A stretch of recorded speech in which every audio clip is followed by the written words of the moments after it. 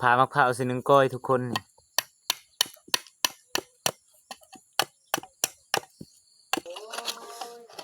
ใส่หนึ่งก้อยแซ่บๆทุกคนนี่ใส่มะพร้าวพอดีหอม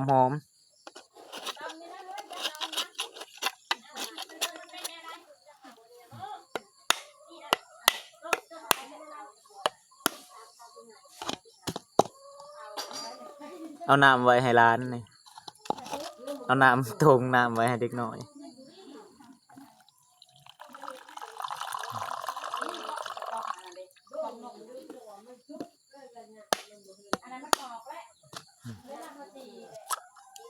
เด็กทุกคนใส่ก้อยพอดีแซ่บๆเนาะมันหวานมันใส่ก้อยใส่น้ำตาลใส่มะพร้าวเนาะแซ่บทุกคน